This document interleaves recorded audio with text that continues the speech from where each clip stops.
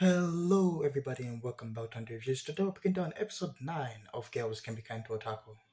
Before we start, I want to gloat a bit because, I just keep saying my power is real. Like, last episode, I predicted that episode 9 would be like a slice of life episode, and episode 10 would be like the festival arc itself, the school festival.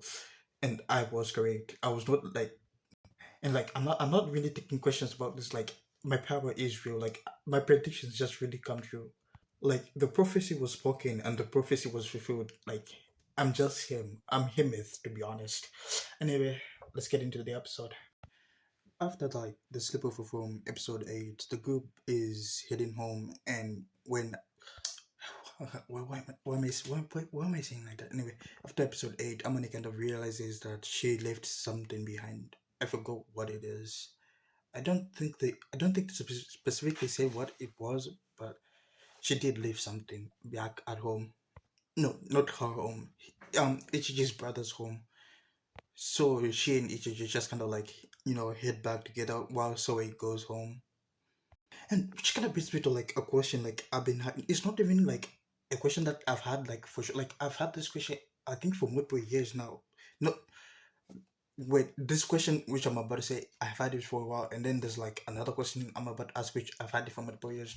So the first question is, where are Soe's parents right now? Like, we know they canonically like exist with Ichichi's brother talked to them like last episode, but like we haven't seen them. Like, even when like Soe is back home, we actually didn't even see them. And this is like a classic romance. Like, this is a trope in all romance animes because like parents like kind of just start disappearing like during the start of the high school.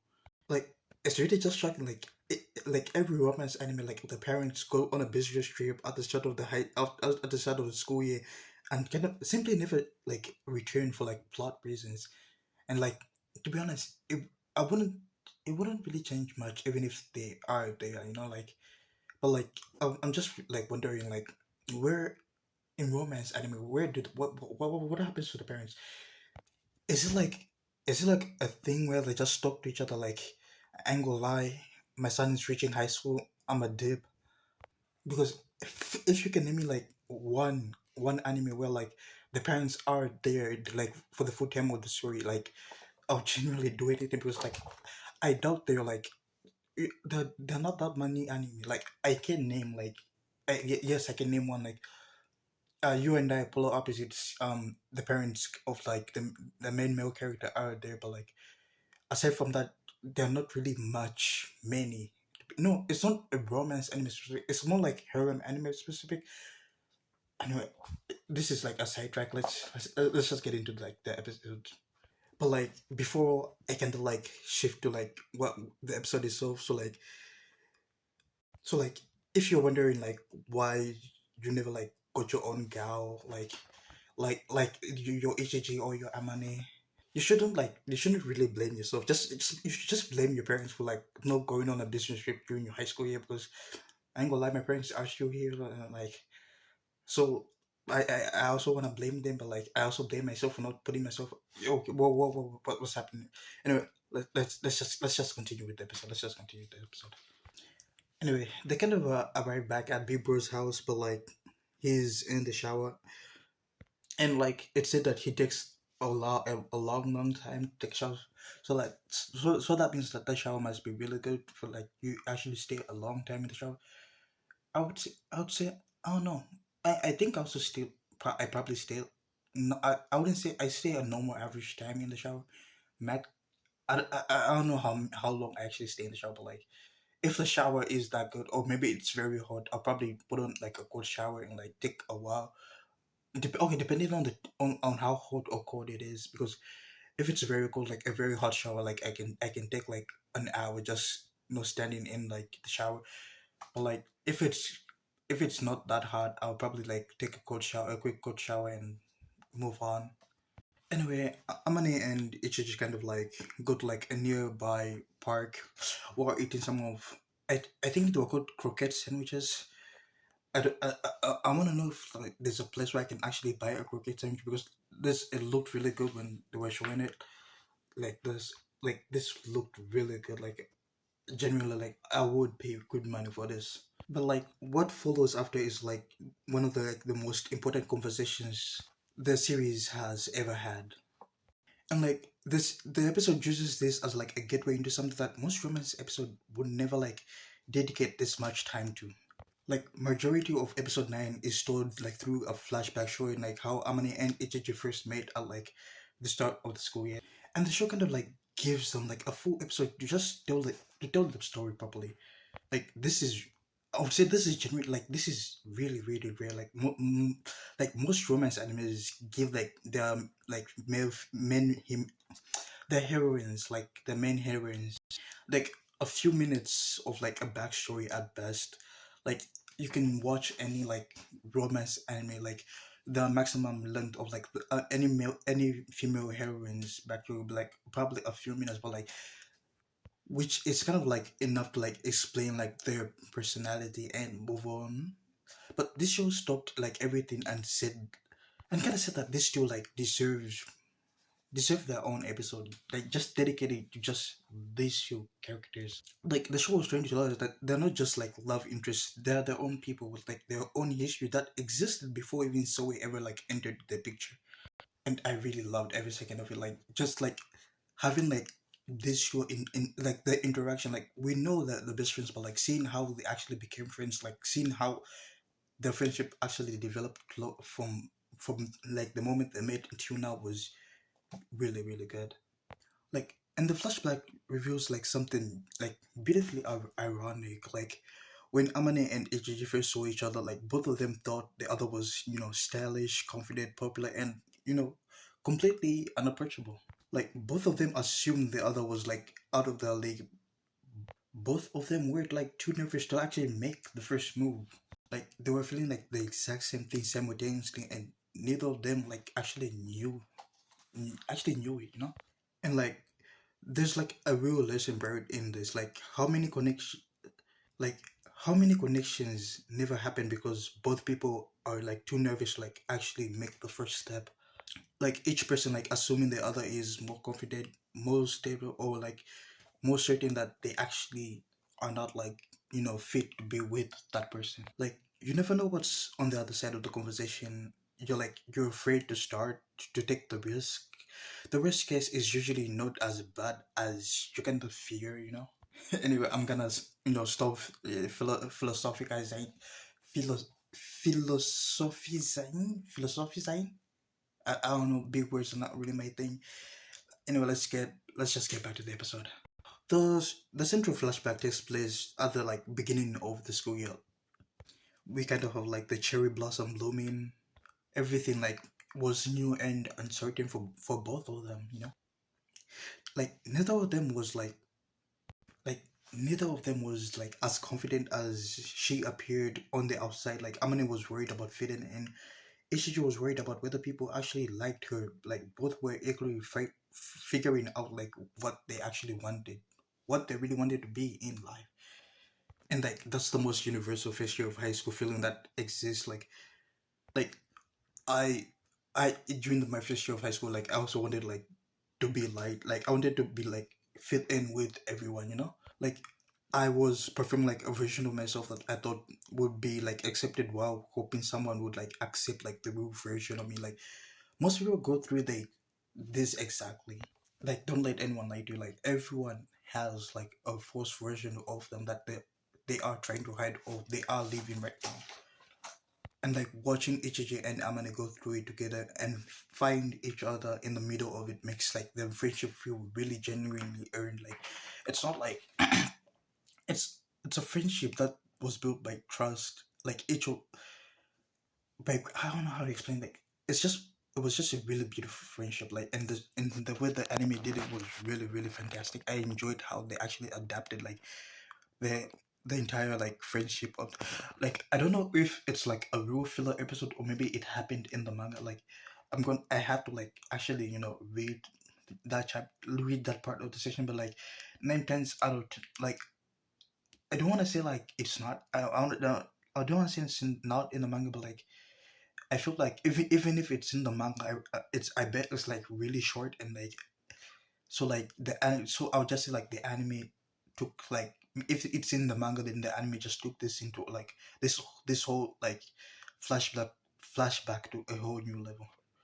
And like, before I even continue about this, I know this episode wasn't dedicated like to Soe, and like I promised myself I wouldn't talk about it, but like this was really really funny. So like, he like in 5 minutes I'll talk trade talk so, like he's such an introvert that it was so funny to the point where like I started laughing at the scene, because like we all know he would not talk to anyone, but like I love it how he was like hyping himself up to actually talk to people, which was funny and satisfying at the same time. I I just love this scene. Nothing major happened in this scene. It's just like how my mind works. It was a really funny scene. One of like the most interesting details the episode drops is seeing how, Amane viewed like the classroom before like so it became like part of her world. And like in her earlier memories, like he barely like he didn't even register in her memory. Like he was just like another classmate, like someone in like the background. And like her actually knowing how important he's become to like both of them now makes like this earlier scene surprisingly moving. Like from the first episode to like the before, I'll say episode 9. This is episode, yeah, from the first episode to like before to episode 8. Like this scene's kind of like, kind of get emotional, because like now you kind of like start reflecting on how what a big impact Soy has been like in their lives. How even this is even at the end of like the episode itself, Amane was at the like at the like the end of the episode itself, Amane was actually able to like fully tell, fully express, fully tell HG that she actually liked the demon, which HG kind of like tells her like she already knew, but like this thing is important because it actually shows her growth, like how much impact Zoe had actually had in her life, for to where she actually was, confident and comfortable enough to like actually tell someone about like her major secret, which wasn't really like a major. It was a major secret to others, but like to us, it wasn't really like a major secret, which I really enjoyed like this like final minutes of like the episode itself. It was like the best part of the episode itself, to me. In my opinion, this is the best part of the episode. And like here's what episode 9 like made me realize, like the friendship between HJ and Amane is so well written that the anime could have been like entirely about like the two of them. Like the anime would have been like about like the friendship between Ichiji and Amane, like them growing together, understanding each other's insecurities, building something new, and it still would have been like great. Like to be honest, I feel like I enjoy the romance part. I enjoy the romance anime, like, but if the anime was just about the two of them, it still would have been great. Like that's how good. That's how you do like a show is good. Like like you if like the characters themselves, if how do I say this?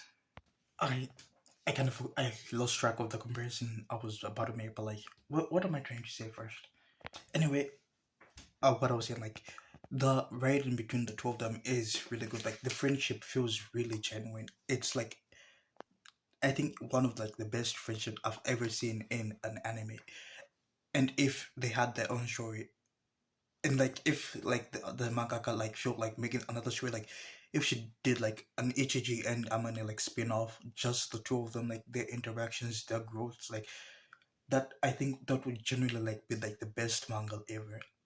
Like other romance animes like spend entire seasons trying to like develop like their supporting characters into like something like worth caring about, and like this, anime just did it in a single episode. Like we cared about like Ichiji and Amane, but like with this single episode, we actually cared more about them. We have anime that's like have five seasons that really like we have anime that have like multiple seasons, but like the supporting characters are not really like that developed.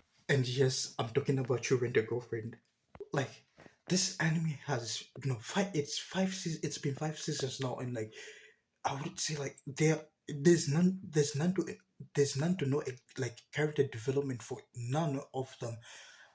And like I I don't know, like it's generally really upsetting, confusing, and like I'm like I'm genuinely I think it's not even the manga's problem. It's my fault because like I'm one of the people who actually reads Rent a Girlfriend. Each chapter I actually read like to the point where like I think there's something wrong with me. Like this is like this is like a dumpster fire. Like each chapter comes out is like a trash chapter. Like each like with each chapter, like you actually think with a new season there will be character development, but there is none. There is never any character development. Like to the point where like it's not even it's I don't even want to blame the mangaka because like it's doing well to have like 5 seasons and like I am like a consumer. I read it. I've read it. I'm caught up to like the latest chapter right now, which I really think I need help because like why the hell am I even caught up to this anime right now? It's frustrating and like saddening at the same time to the point where like I'm shocked like I actually consume it like and like okay, the only thing I'll say like I like about like Rent a Girlfriend is like the art style, like the like you can shit on the story. Like I'm shitting on the story right now, but like the mangaka knows how to draw. Like his drawings are really good. Like the some of like the manga chapters are genuinely like really good. Like his art style is amazing. So like shit on the story, but like at least I get to look at good art styles while reading it. Anyway, here is the question of the day. Episode 9 showed us who Amani and Ichiji were before like where before Soe changed everything. Do you think either of them would like eventually find their own way to this version of themselves without him? Like, do you think even without like Soe in their lives, would they actually reach this point of like their friendship? Or did meeting like him actually unlock something that neither of them could have actually reached by themselves? Let me know in the comments. If you enjoyed the video, please leave a like and subscribe. I'm Hunter, and I'll see you in the next one.